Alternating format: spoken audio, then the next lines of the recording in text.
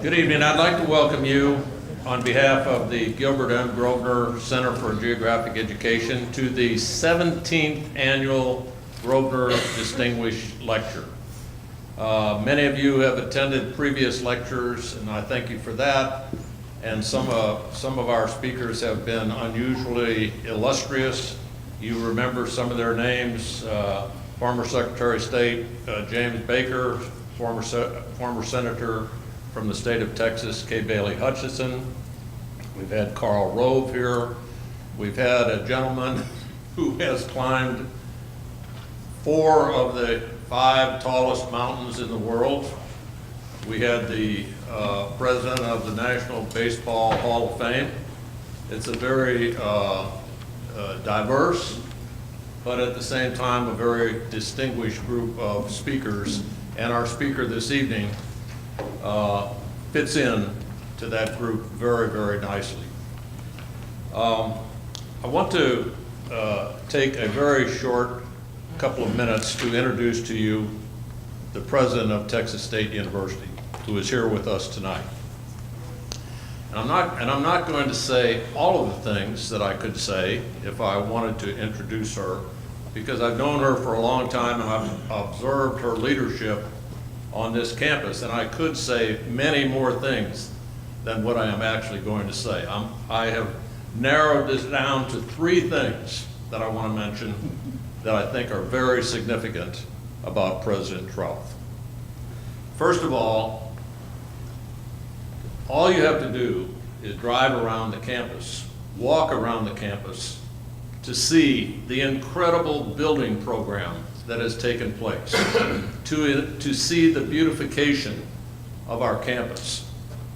I have been on this campus for many, many years, as most of you know, and I can tell you that our campus looks beautiful. Our campus looks honorable. Our campus looks like a first-rate university campus should look. And for that, we owe President Trouth and her leadership. Secondly, I think that she has created an atmosphere on this campus that is very friendly, very friendly. That message goes out to lots of people. It goes out to students, it goes out to parents. She has created a campus that is a Hispanic serving institution. Students want to come here. Parents want their students to come here. And we count many, many more students every single year that come to this university. I don't even want to mention how many students were here when I started teaching here. There weren't that many. But we now count 38,000 students. This is a very friendly place. And it has developed this way in the last 12 years because of President Trouth's leadership. Last night I attended an extraordinary event. President Trouth hosted a reception in her house on campus for all of the people on this campus who are principal investigators of an externally funded research project. Associate Vice President Covington told me that there were 205 externally funded projects on this campus in 2015. That is an extraordinary number. Now, maybe all of you don't appreciate that, but that is the kind of work that a first-rate university puts out. President Trouth has stated publicly that this university is going to move to R1 status. It's going to be a first-rate research institution. And that acknowledgement of the hard work that goes into externally funded grants, to me, was remarkable. I thought I was very impressed and personally very proud to be at that reception last night. So, those are just 3 things. I could say many more and would like to say many more. President Trouth is my good friend. She is my president. Please give a welcome to the president of this university, President Denise Trouth.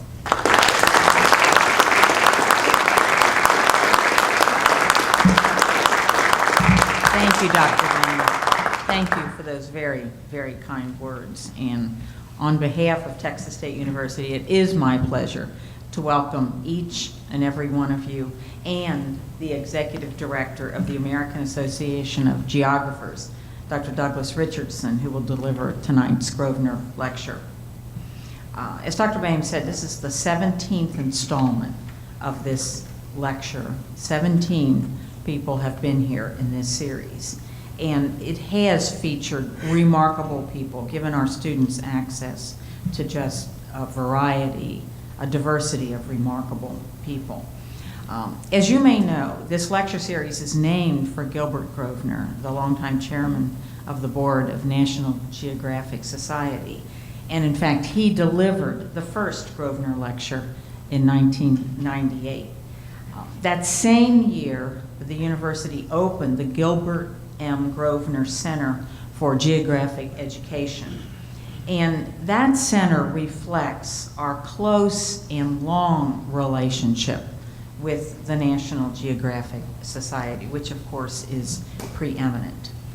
The American Association of Geographers is another important ally of our Department of Geography. Tonight, we welcome Dr. Richardson as a partner whose participation attests to the significant role that Texas State plays in the world of geography. In 2014, Texas State and AAG created the National Center for Research in Geography Education. And in 2016, that center was designated a research coordinator network by the National Science Foundation. Now, to put that in perspective, the center is one of only 69 such networks across the country and one of only 2 in the discipline of geography. And having this kind of a network on campus, having this kind of a center, really does bolster and sort of embody our commitment to becoming a research university. Partnerships with National Geographic and the AAG continue to strengthen our already very strong Department of Geography. With 32 faculty and more than 700 undergraduates and almost 200 graduate students, our geography program is one of the largest in the United States, if not the largest.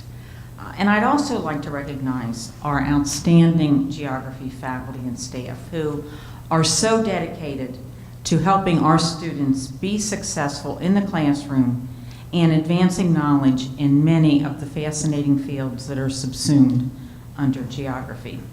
We're proud also of our geography graduates who year after year step into professions that are improving our world.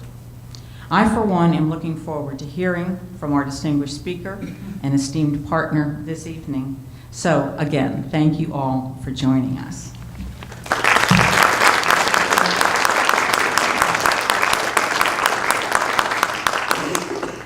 Thank you, President Trout. And thank you for the kind words also. Now I get to introduce Doug Richardson, a close friend of mine, but also a major professional associate for a long time, for many, many years. This afternoon we had a open-ranging, free talk about the nature of the American Association of Geographers. It was attended mainly by faculty and PhD students in our department. And I heard some statistics there that I had already heard at our national meeting in San Francisco about a week or 10 days ago. And they are amazing statistics, and they cast a light on the quality and the productivity of Dr. Richardson. When Dr. Richardson took over the position as executive director of the AAG, he was broke. Literally, it was broke. In 12 years, he has built the endowment of the AAG to over $10 million. That is an amazing feat. 12 years ago, the AAG had 6,000 members. Today it has more than 11,000, almost double in that period of time. And this afternoon I heard about all sorts of initiatives that the AAG is involved in, many of which I didn't even know about. This is a busy association, and it's busy because of the leadership of their executive director. Many people in this room attended a professional meeting in San Francisco, like I said, a week or 10 days ago. 9,000 geographers attended. It was bustling. It was an enormously energetic intellectual enterprise. That's what's going on in geography right now, and it's going to help all of you. It's going to help all of us. It's going to help us here at Texas State, but it's going to help you students when you go out in the world of geography. Another thing I want to mention about Doug that I really like is that in that 12-year period of time when he was executive, or when he has been executive director, he still is. I think he's done a lot for equality across the board. There was a time in my life when I viewed the AAG as almost as a group of Brahmins. It was dominated by major state universities, research centers. Regional universities counted not that much. Doug has changed all of that. All you have to do is look at the National Council, the AAG, and you see representatives from all kinds of universities, all levels of universities. Everyone has a voice in the AAG because of his leadership.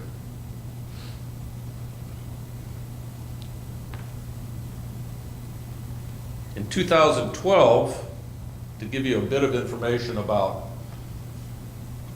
Doug's commitment to geographic education. Now, geographic education, of course, is at every level, every age level. But of course, the main thrust for many of us is K-12, kindergarten to 12th grade, geography in the schools. For many, many years, the AAG focused on geography education at the university level. But that has changed under Doug's leadership. 2012, he produced a resolution. And I'll read a couple of things from that resolution that I think are really important. First of all, the title of this resolution is Join with the AAG to Support Geography Education. Join with the AAG to support geography education. This resolution has been endorsed by dozens of major corporations, Google, Microsoft, FedEx, many others, Dell Computer, all kinds of very large American business institutions, by 4 secretaries of defense, by 4 secretaries of state, leading environmental organizations, incumbent governors, all have signed on to this resolution in support of geography education. Let me just read 2 statements to you. During my time as Secretary of State, I witnessed firsthand how important it was that Americans understood geography and the world around them. Since then, as countries have become even more interconnected, that need has grown. As a result, I support the efforts by the AAG to promote geography education in our schools, and I encourage the White House and Congress to do the same. James Baker III, former Secretary of State. Here's the other one. Geography played a leading role in nearly every policy decision I was involved in as Secretary of State. Young Americans with an understanding of peoples, places, and cultures have a clear advantage in today's rapidly changing global economy. and I'm encouraged that the AAG is working with Congress and the administration to build support for geography education at the K-12 level. Madeleine Albright, former U.S. Secretary of State. Those are the kind of powerful testimonies that we can use as geographers that will help all of us. And all of that support, all of that work, and that resolution came from my good friend, Doug Richardson, Executive Director of the American Association of Geographers, and our Grosvenor Distinguished Lecturer tonight. Let's welcome him.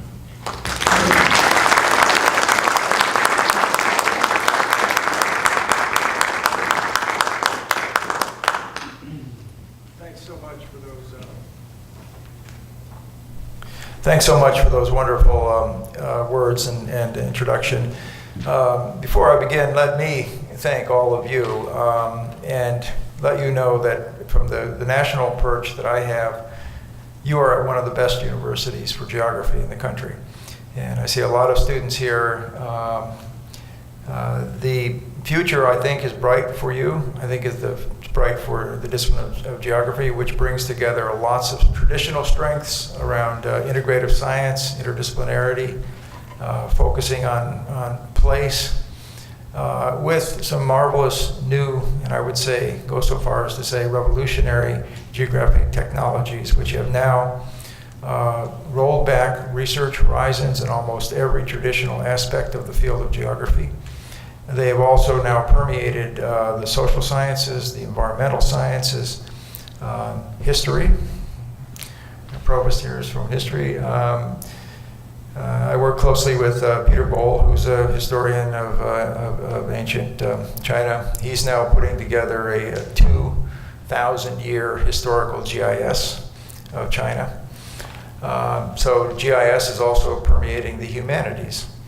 Our association just began a new journal about a year ago called Geohumanities. So it's not only the technologies, it's not only the environmental natural resources focuses, it's also the humanities that we span. And when you put that together, you have a pretty good basis for looking at problems in the world, those large problems that can't be addressed by a narrow disciplinary slice. So I'm going to give you a few, because there are so many students here, I want to give you a little personal background on work that I've done. I think it's important when if you're a student, you're certainly thinking about employment at some point in time, maybe in academia, perhaps in the private sector or the government. Those jobs are burgeoning, and I think you have, with the training that you will receive here, you have lots of opportunities. I've had the pleasure of working in the private sector. I had a private sector company called Georesearch, and we did a lot of research, and we developed the first real-time interactive GPS GIS systems, which we'll talk about that little phase of things here in just a moment. But also, we've worked closely with universities all of my career, and I think that it's important to think about as a university and as students, how we can work together more closely between universities, private sector, and public sector. There are brilliant people in all three of those sectors, and knowledge is not confined by sectoral boundaries.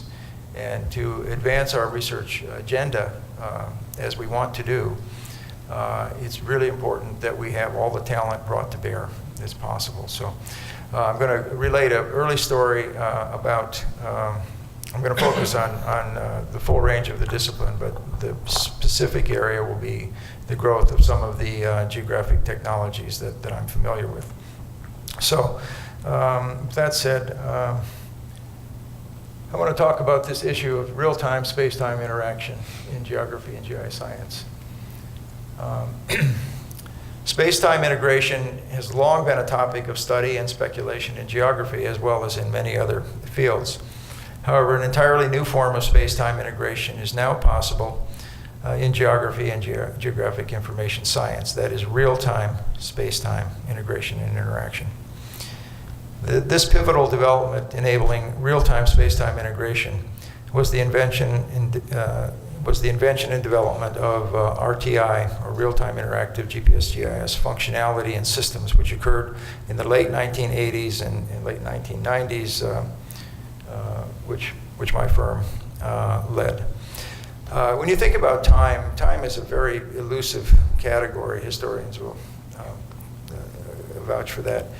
When you're thinking about geography and geographic information science, though, you're looking at patterns of data, you're looking at modeling, you're looking at all kinds of things. And at its simplest, one can break down time into just three basic categories. It's a very complex topic, and people have gone much further into it. But when you're looking at geographic data, you're looking at either past time, which are historical events, places, processes. And this is a complex area because time throughout history has been measured in many different ways. And it's something that is, when you try to pull together time and space in historical context, you're stuck with all kinds of different languages, all sorts of different time schemas. And also the difficulty even of the changing names of places and so forth. It's a very challenging area in which to work. Future time is little more is easier. It's in the future. Nobody quite knows what it is, so you got some leeway there. When you're thinking about future time, that's generally in the mode of modeling or projecting future scenarios. There you can structure your own time schemas. You can in advance make categories that are consistent with one another rather than being disjunctive, and you try to have to stitch them together. So in a way, future time is maybe the easiest time. But recently, and in the last few decades, we now have the opportunity to do real-time space-time integration. This deals with time relationships and interactions that occur in the present. In the present time. This is where we are right now. We are in the present time. At this moment, we are living, we are identifying, we're interacting with each other, we're interacting with the world. And now in the fields of GI science and geography, we have this same opportunity to have data generated, used, referenced, and experienced in real time. It sounds complicated, and it is.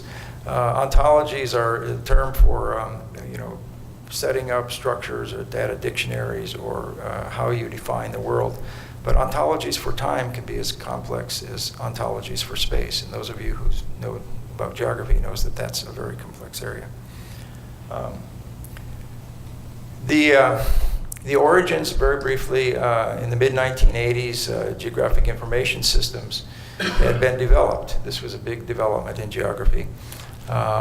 Into very useful cartographic tools for computerized storage, manipulation, and graphic display of multiple thematic layers of location data and attribute information, as well as some not too sophisticated analytical functions.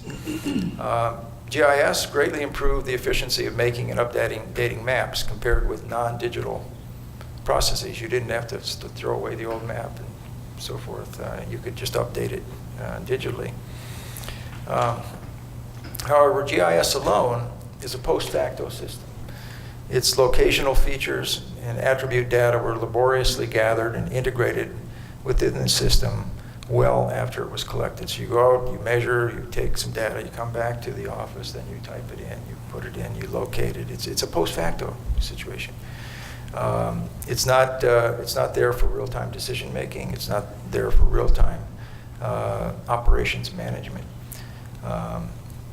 So neither new or existing GIS data was fused with or interacting with the real-time and in real time with spatiotemporal data. That's data that has both space and time components fused. Or was it fused with the dynamic real world around us? So one major technological advance that then occurred was the development of the GPS system. However, GPS alone provided location, but not surrounding context. So you got your location here, you could be blind in this room, not seeing other people, not knowing what is around us, where the flowers are, who's moving over here toward you, etc. As my predecessor, Ron Abler, noted, GPS equipment will tell me where I am with great precision, but knowing precisely where I am may not be very helpful. Location, no matter how precisely specified, is sterile in and of itself. Context determines whether knowledge of location is invaluable. Contextual knowledge immensely enriches the value of locational information.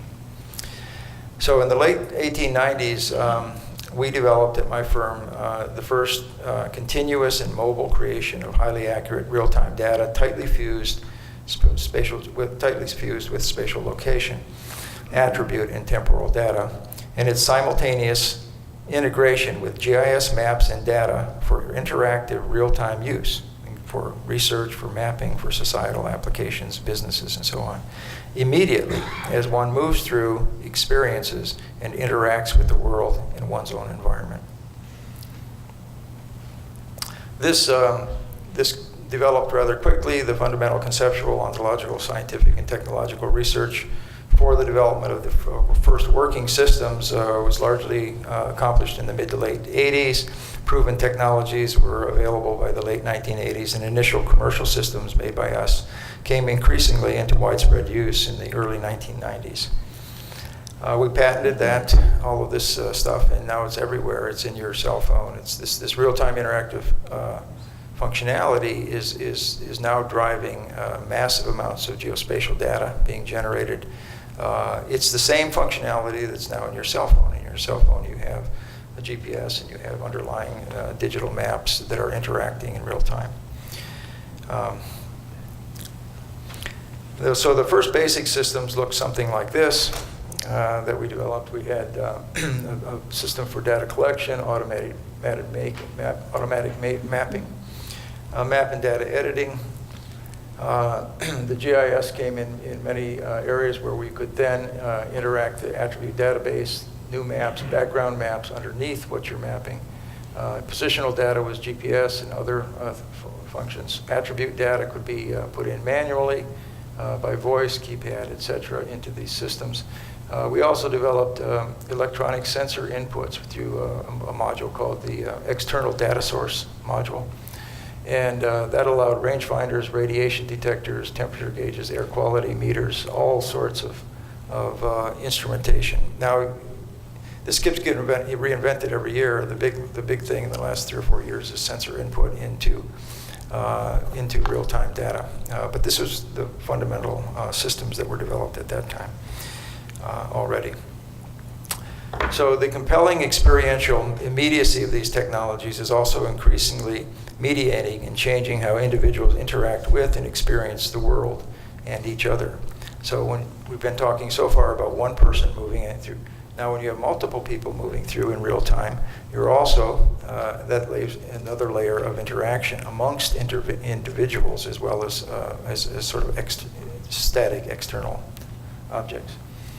So this technology allowed for the first time to map directly on the face of the Earth as one moves across the face of the Earth, and to do that in real time. This picked up in all of the major media early on. The GPS world, this was in 1990. One of the first real applications to take off was highway maintenance and construction, because as you drive the road, it's easy to then immediately map in all this stuff. Agriculture was another early adopter. You can see how I've aged over the years with the pressure. But this was pretty much. This is a map that came out. The product name was the product name that we had was GeoLink, but that's the fundamental decision. Schematic that I just showed you. Seldom in our lifetime does a product come along that revolutionizes the way we do our jobs. So this allows one to go up and work. Once you've got data into a system, that can also be put in the backdrop of what you're mapping in real time, whether that's imagery of a place or whether it's data, geographic data, such as you see in blue here. Then we advanced this system a bit, and building on the data collection functions that we talked about here just a moment ago, the core system, with the maps and the external data and electronic sensors coming in. We also developed lots of background map and satellite imagery inputs. Then we also developed digital photo and video attributes in real time. And then this whole system up here, vehicle tracking in real time, so that as one has all of this data to create maps in real time and to interact with the environment, you also have multiple data collectors that can be roving around all at the same time and orchestrated. So this is a real-time interactive GPS GIS system. This, for better or worse, is now used everywhere. There are privacy concerns, there are surveillance concerns. For better or worse, this is how we fight our wars now. Our wars are being fought by one very large, real-time interactive GPS GIS system. And that's bringing in information all the time. Decisions are being made in real time, and activities are being undertaken in real time. This breaks this down a little bit more. I won't spend a lot of time on it, but this is sort of a more detailed summary of the kinds of functions that are central to making this work. It's very complex. It's not as simple as the schematic diagrams show. But then I'd just like to point out that, flowing out of this real-time interactive system now are major new areas of current application. Those include what I call geographic management systems, in which all of the kinds of activities that most large organizations conduct if they have distributed assets or moving assets even, such as people. Work order processing, peer-to-peer communication, real-time updates, fixed and mobile asset tracking, logistics flows, customer databases, location-based services, mobile workforce management, real-time decision support. So in the real world, all of these are actually still they're being used now, but they're still in their infancy, and you're going to see this kind of thing, what I call geographic management systems. Watch these for the next 10, 20 years. And for those of you who are interested in employment, these are areas where you can be employed not as a technician, not as a technical support person, but as someone who's at the management level. So these have moved from sort of the technical level up through management. Most organizations spend over 80%, maybe over 90% of their money is spent on operations. It's not spent on planning, mapping, gathering data, or even decision making. It's the day-to-day management of operations, and that's where these systems will continue to grow and take root. And pretty soon, almost all of our major companies, our major governmental agencies will be using these for detailed day-to-day management of these organizations. And then, of course, there are lots of new research frontiers that have been made possible by these technologies, and I won't go through all of them except to mention that environmental change, health research, urban spatial analysis, all of the crowdsourcing kinds of things that we do, the citizen science, all flow from this fundamental technology of real-time GPS GIS. So I'm going to move forward. I'll just show you some of the applications early on. These are all from the early 90s. So it happened very quickly. You can see the way in which it was adopted. These are early adopters in the early 1990s. Woodward Clyde, U.S. Department of Interior, California Office of Emergency Services, U.S. Army Corps of Engineers. In the 93 floods, we were hired by FEMA and the U.S. Army Corps to respond to those floods all up and down. We were mapping from Black Hawk helicopters. We were mapping on the ground after the waters receded, et cetera. And we were the only ones that were doing this service at that point in time. We were the only ones who had the technology. But Florida Electric Utilities extensively use these systems now and then. Early adopters, forget that one. This is the flood of '93. We did all this kind of mapping from the earth. We made these kinds of sheets. This is Georgia disaster response. Disaster response has been a continuous demand for these kinds of technologies, as you might imagine. Electric utilities, We were doing projects all around the world. This was from 1990, and we were already doing dozens and dozens of international programs using this system, highway mapping. We were called on to map up the Subic Bay naval base before it was abandoned by the U.S. in the Philippines. We mapped out everything, even the equestrian. They left everything. They left everything, the horses, all of the kinds of things. So we mapped all of those assets out before they left. This is in 1990 as well. no, a little bit later.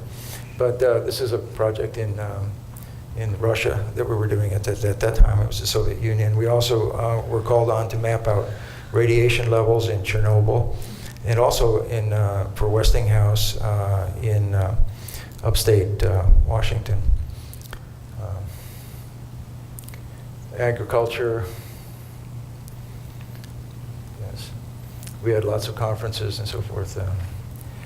But the theme, the term that I used early on was called mapping to manage. Not just mapping to have data someplace in a computer, but mapping in order to be able to manage operations and so forth. That's where it's headed. That's management systems and mapping to manage.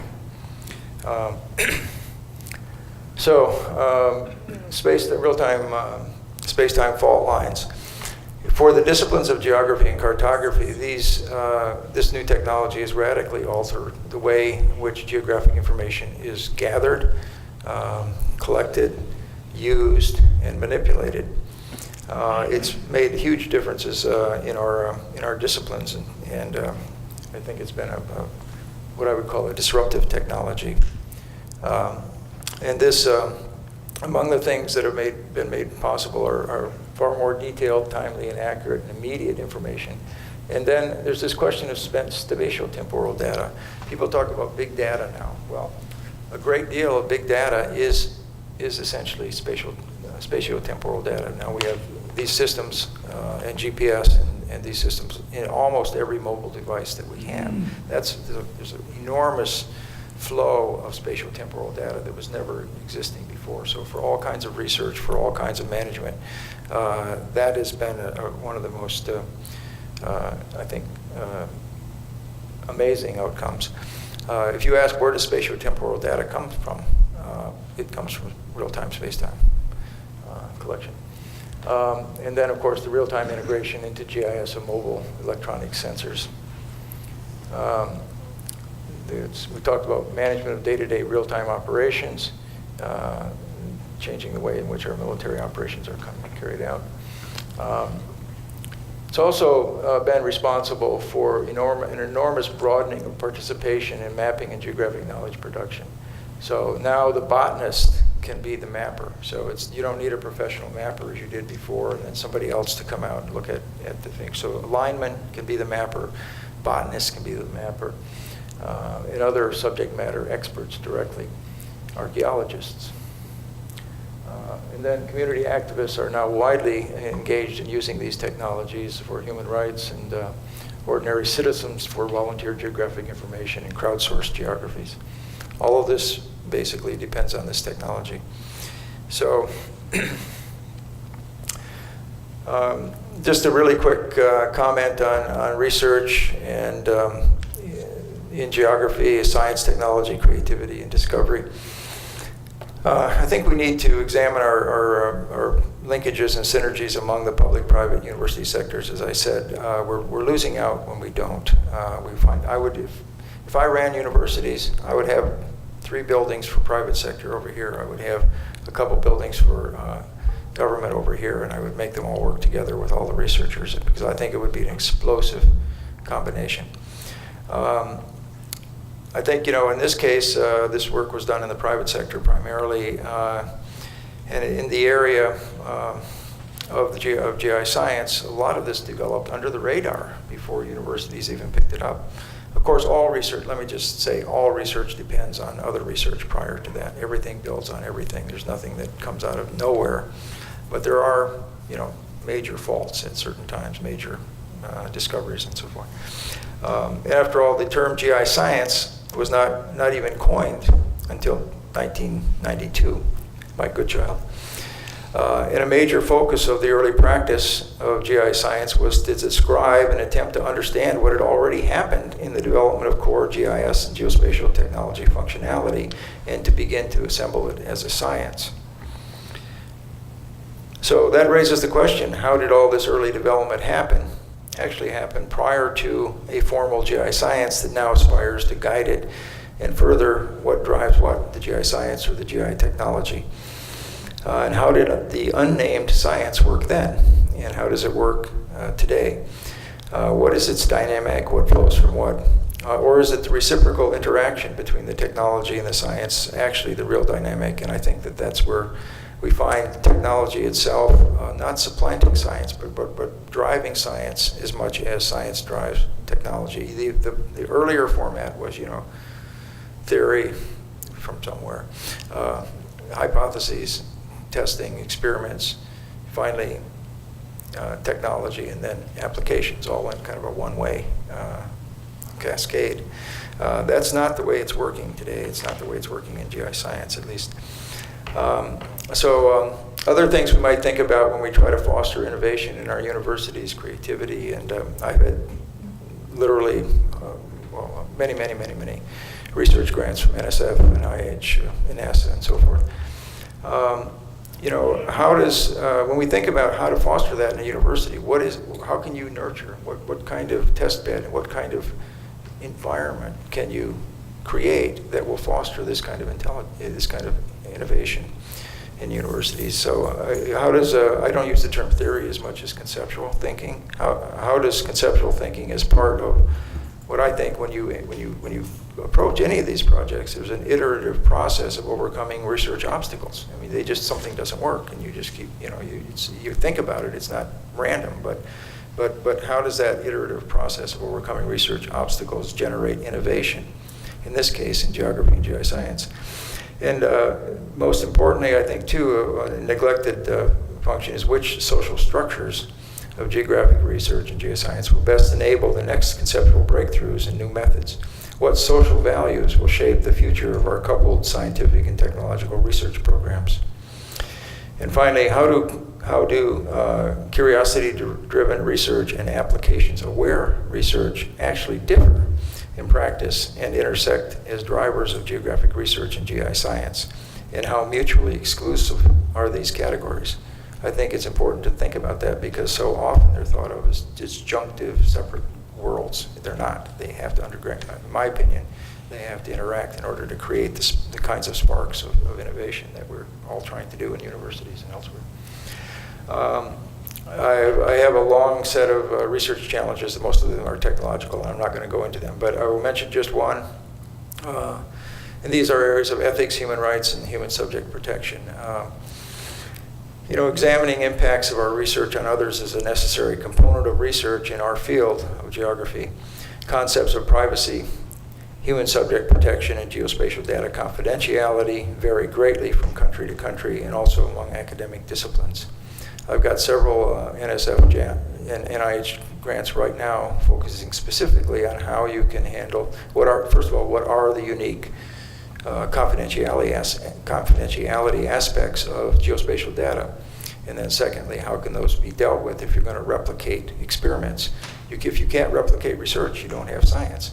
If you've got data that's too sensitive to share, you can't replicate the experience. You can't build on it either. And so in so many of these areas, you've got to find a way to do that. We're working with University of Michigan and their ICPSR, which is one of the largest, it is the largest social science and health archival data center, to develop what we call virtual data enclaves, where researchers can go in, manipulate that data. We've got lots of software and masking techniques and so forth, so they can replicate science. They can replicate experiments within these systems without having to go, as you have to do now, to a cement block bunker somewhere in Bethesda to look at NIH data that's almost inherently going to be confidential if you're looking at health issues.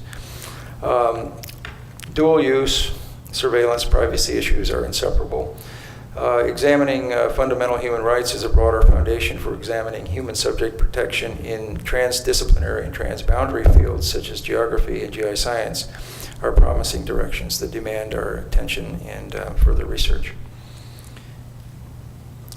Then finally, for those who are looking at kind of new concepts of science and how information is developed, Andrew Pickering, The Mangle of Practice, Helen Longino, The Fate of Knowledge, Peter Gallison, Einstein's Clocks, Poincare's Maps are good places to start. These are different concepts of science that are really gaining currency in the field of philosophy of science.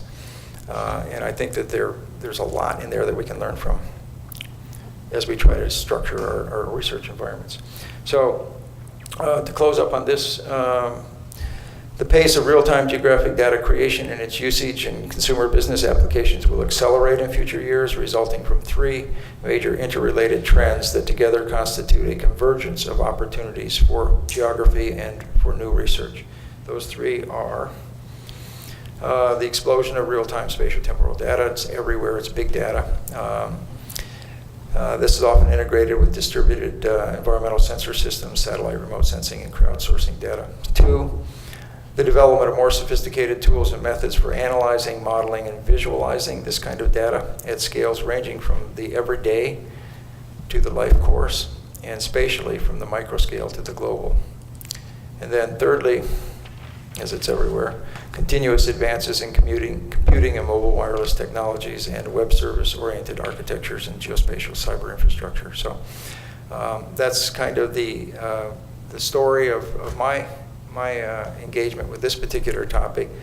And I would urge all of you to do, what makes you happy. There's so many different courses in life, and if you don't pick something that you're happy doing, it's just not worth it. Probably not worth it. I mean, you do have to make a living, but try to. I think if you follow, all of you students, if you follow your heart and know thyself, and try to carve out a niche to do something that you enjoy doing, you will really benefit from it. I've been fortunate in that way. I'm going to take now just a very brief time and go through a few slides. Fast forward to the future. Now, these are slides that we've been talking about, the past so far and its impacts on the future. So where is GIS now? And this is just some stuff that we'll talk about. Geography and GIS science. So our world is increasingly challenged. Geography is the integrating science of our world. For applying, this is an applied program. Applications, there's nothing bad about applications. In fact, they can be often more research fruitful, I think, than other types. GIS is helping us to be smarter in how we manage and make decisions. And I'm going fast, but I wanted the students just to have an overview of where this is today when you're thinking about jobs and whether you want to pick this up and what are the potentials and implications for it.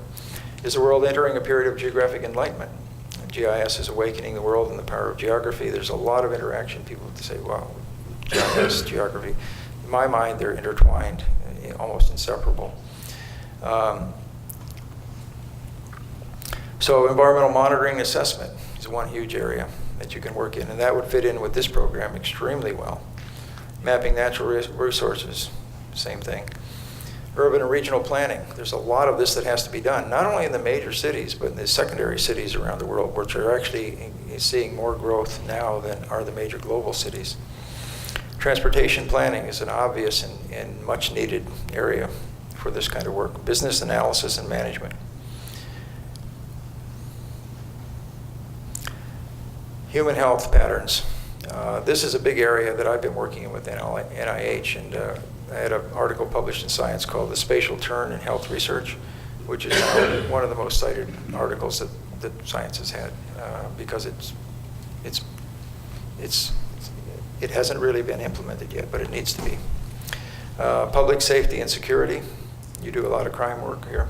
Clean water, health and nutrition, food security, climate change. All of these are areas that geographers are working in, GI scientists are working in. Education, local and regional government, of course. A lot of remote sensing, LiDAR.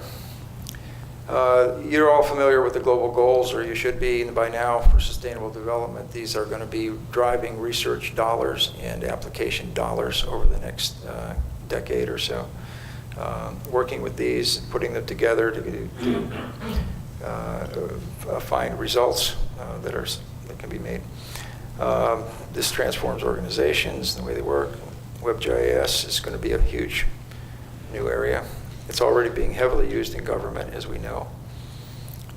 But it's going to become more pervasive, not only for government, but for all of the communities around there and for people.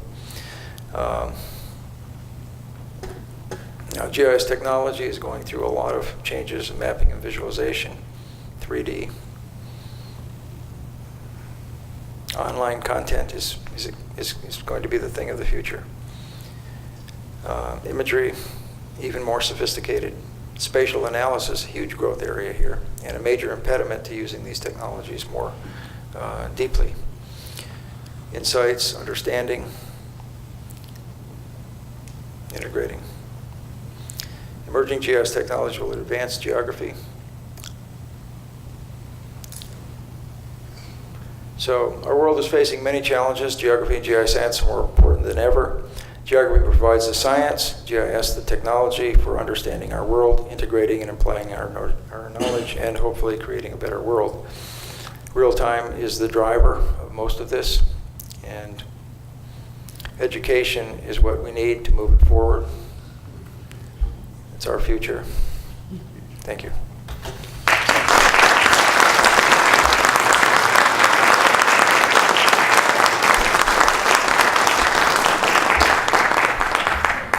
Take questions? Sure. We have 5 minutes for questions and answers. Any questions? Graciela? In terms of sharing database data in Speak order... up. Do I have a microphone? Stand up.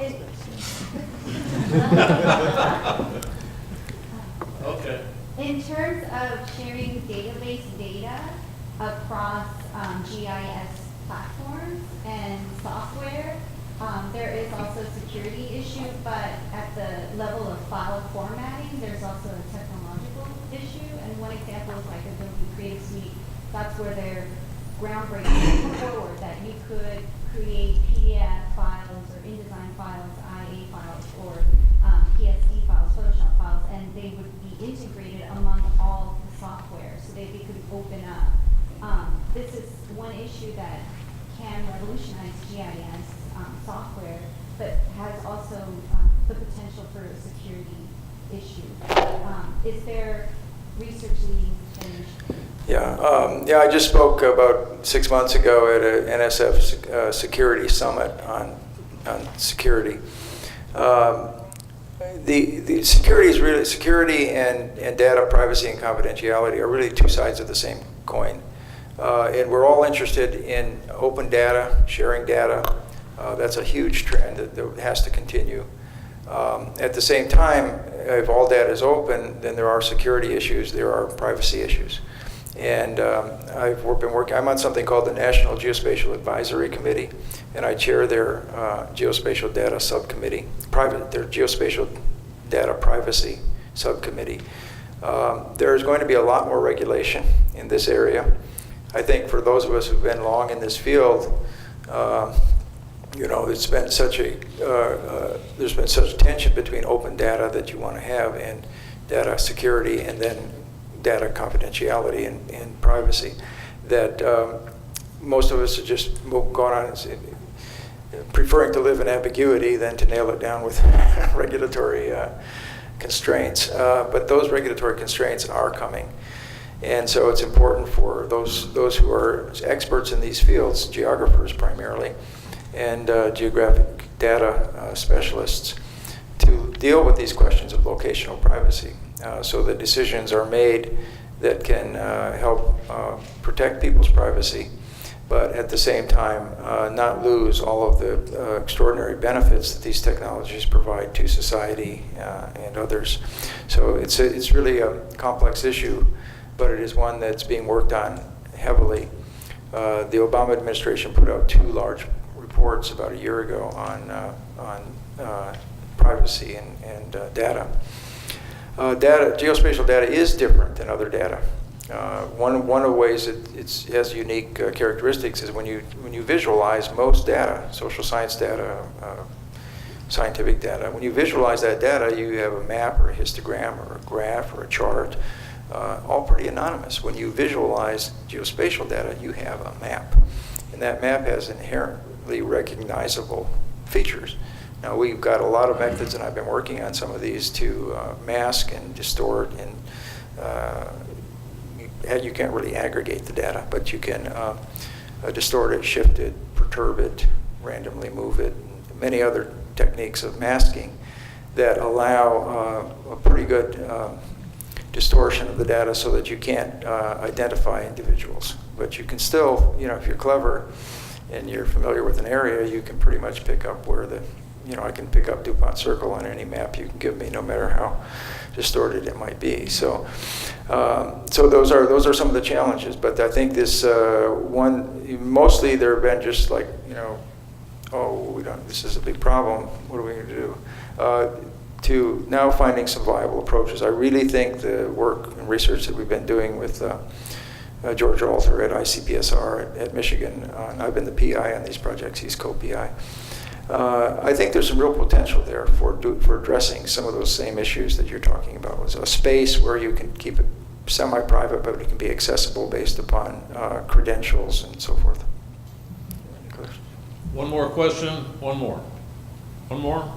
No more questions? Yes. One more. There are many questions. Yes, sir.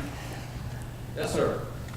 From your presentation, you did mention the fact that there's this surge in the need for geographic data, and we see it in emerging technologies like Google and all these kind of platforms. And my question is, as these technologies demand more for geographic data, and government and other industries demand for geographic data, how do we maintain geography as the center, and how do we also maintain the integrity of geography? Because I have the fear that as these different agents push for geographic data, we may twist the understanding of geography. So how do we maintain geography at the center and also the integrity of geography? Yeah, I'm not. There are two questions that you might be asking. One is how do you protect geography from GI science becoming overwhelming? My own feeling is that this has been brought up. I think that necessarily a lot of geography and GI science will intertwine itself. It's naturally happening already. It's been happening in areas such as geohumanities. It's been many almost all urban geographers are using GIS in one way or another. I mean, almost all environmental geographers are using GIS in one way or the other. It doesn't hurt that. It's a new tool. I mean, it would be like saying, okay, we've got a microscope, but we're not going to use it because we like to count the hairs on the backs of frogs, and rather than look at cellular structures. You can't stop it. You can't stop a science, and you can't stop its applications. So I hope that answers the question. And I do think that geography will evolve just as biology has evolved with the advent of the microscope, or astronomy has evolved with the advent of the telescope. And it's going to be GI science and these kinds of technologies that help us to have a better understanding. And it's not something to be afraid of, I don't think. Thank you, Doug. One last thing, and then the lecture will be concluded. Doug, would you come over here, please? Sure. I want to put on you here. Oh my gosh. All right, let's see. Okay. There we go.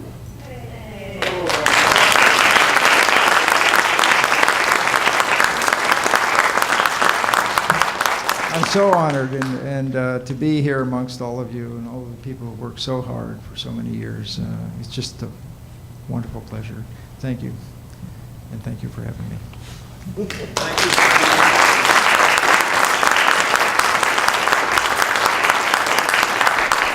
Thank you all for coming. The lecture is concluded.